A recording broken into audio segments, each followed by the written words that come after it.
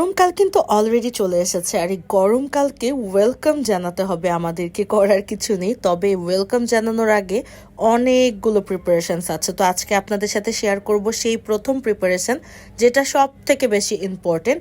কিভাবে করে এসির ইনডোর আউটডোর সব কিছু ক্লিন করা হচ্ছে, সার্ভিসিং করা হচ্ছে, কেননা খুব তাড়াতাড়ি চলে আসছে গরম এবং এই গরমের জন্য সব থেকে ইম্পর্টেন্ট জিনিস হচ্ছে এই এসিটা। তো আমাদের পুরো ভিডিওটা আজকে দেখুন কিভাবে করে স্টেপ বাই স্টেপ সব কিছু কমপ্লিট করা হয়।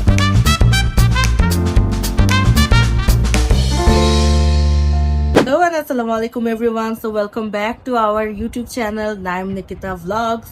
তো আজকে যেটা অ্যাকচুয়ালি প্ল্যান করেছি যে আমাদের বাসার প্রত্যেকটা এসি কে সার্ভিসিং এ দেয়া হচ্ছে, কারণ অলরেডি গরম পড়ে গেছে এবং অনেক বেশি গরম পড়ে গেছে। তো এখন এই সময়টাতে আসলে সার্ভিসিং না করেও তো অন করা যায় না এসি, মানে আর দু একদিনের মধ্যে এসি আমার মনে হয় ফুললি অন করতেই হবে।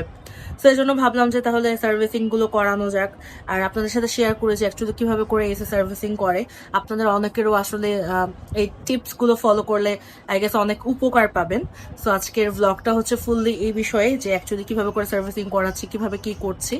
আমি আমার রুমের যে জিনিসগুলো আছে সবকিছু ভালোভাবে একটু ঢেকে নিচ্ছি, পুরোনো যেই ওড়নাগুলো আছে সেগুলো দিয়ে আমি বেসিক্যালি ঢাকছি, কারণ টেলিভিশন তারপর ফার্নিচার সবকিছু ঢেকে নিচ্ছি, কেননা পানি দিয়ে যেহেতু কাজ করা হবে অনেক সময় পানি ছিটেও আসতে পারে।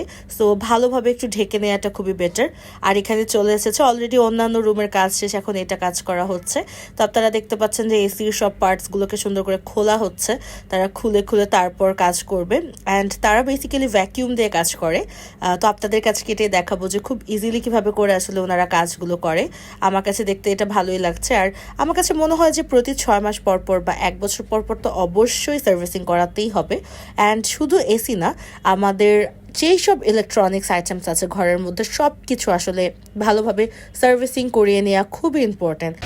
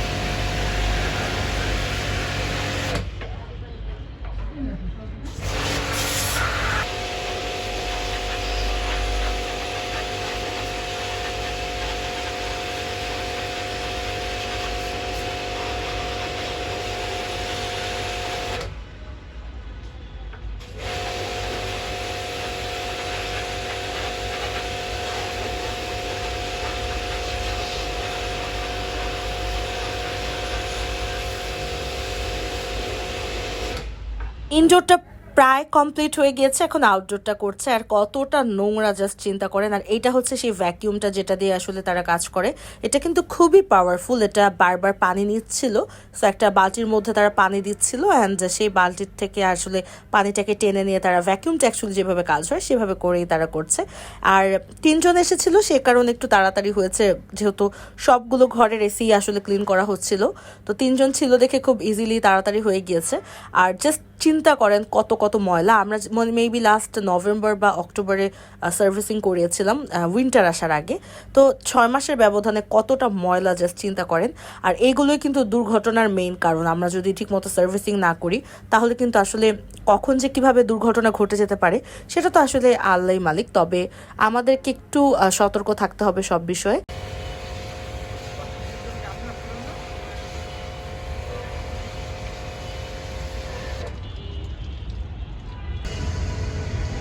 আমাদেরটা ডান।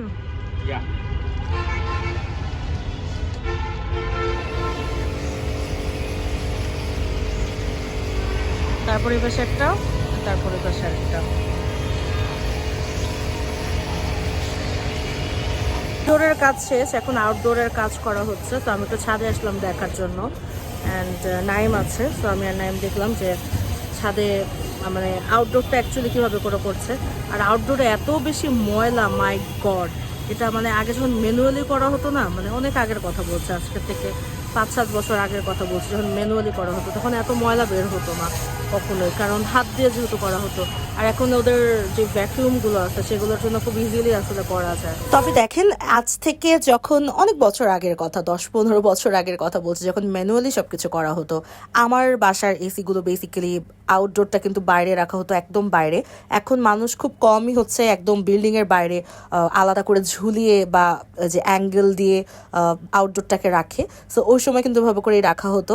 আর ওটাকে ক্লিন করা, তারপর ইনডোরটাকে ক্লিন করা হাতে করে, মানে পুরো ঘর বাড়ি নষ্ট হয়ে যেত, সারা দিন লেগে যেত এই একটা এসির পেছনে। খুব ইজিলি তাড়াতাড়ি হয়ে যায় না? হ্যাঁ, এটা হলো আর সুবিধা আর কি, কম সময় হয়ে যায়। ওইভাবে মনে করেন যে ব্রাশ দিয়ে ঘষতে ঘষতে অনেক সময়।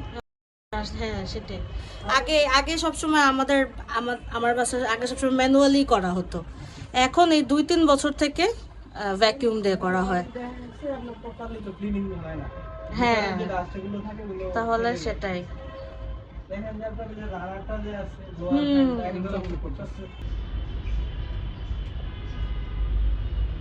তোমার তো অবস্থা একেবারেই খারাপ, আর আমার অবস্থা এখন আরো বেশি খারাপ হবে, কারণ এখন সবকিছু আমাকেই ক্লিন করতে হবে, পুরো রুম ক্লিন করতে হবে, নতুন করে কার্টেন্স লাগাতে হবে, নতুন করে আবার বেডশিট লাগাতে হবে। কিন্তু যখন দেখেন মানে বাইরের সানলাইটটা কি সুন্দর করে আসে, আমার কাছে কিন্তু এই বাইরের সানলাইটটা খুবই ভালো লাগে, বিশেষ করে এই যে একটা এফেক্ট পড়ে না, আমার কাছে খুবই ভালো লাগে। তো আজকে এই পর্যন্ত রাখছি আমার ব্লগটা, তারপরও কিছু বিষয় নিয়ে আপনাদের সাথে একটু ডিসকাস করি। তো এই যে আজকে যেই সার্ভিসিংটা করানো হয়েছে, আমি বলবো যে আপনারা চেষ্টা করবেন অ্যাটলিস্ট এই ডিপ ক্লিনগুলো বছরে একবার করতেই তো হবেই। আর যদি 6-7 মাস পর পর করেন তাহলে আরও বেশি ভালো হয়, কারণ এখন যত বেশি ইলেকট্রনিক্স নিয়ে প্রবলেম হচ্ছে আমাদের দেশে, দেখতে পাচ্ছেন এখানে ওখানে কিভাবে করে আগুন লেগে যাচ্ছে ইলেকট্রিক ফেলিয়ারের কারণে। আর বিশেষ করে এটার মানে একেবারেই প্রধান কারণ কিন্তু বেশিরভাগই দেখা যাচ্ছে এসির কারণে।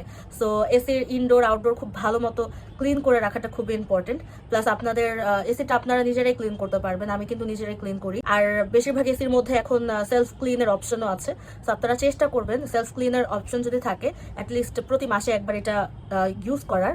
অ্যান্ড আপনারা নিজেরাও যেটা করবেন, এসির যে নেটগুলো আছে সেগুলো আপনারা নিজেরাই কষ্ট করে একটু খুলে নেবেন, খুলে একটু ক্লিন করে নেবেন। এগুলো করা কিন্তু খুব ইম্পর্টেন্ট। আমাদের বাসায় কিন্তু অনেক ইলেকট্রনিক্স, বাট আমরা ঠিকমতো যদি মেনটেন না করতে পারি, ইলেকট্রনিক্স কিন্তু মানুষের মতো না যে তারা নিজেরা সবকিছু করবে। তাদেরকে ক্লিন রাখতে হবে, তাদেরকে সেফ রাখতে হবে। সো এটা আপনার দায়িত্ব। তো আজকের ব্লগটা এই পর্যন্ত রাখছি। আই হোপ আপনাদের ভালো লেগেছে। যদি ভালো লেগে থাকে কষ্ট করে আমাদের ইউটিউব চ্যানেলটাকে একটু সাবস্ক্রাইব করে দেবেন, অ্যান্ড আমাদের ফেসবুক পেজটাতে অবশ্যই ফলো করে রাখবেন। প্লাস আমাদের কিন্তু ফেসবুক গ্রুপ আছে, আপনারা চাইলে অ্যাড হয়ে যেতে পারেন।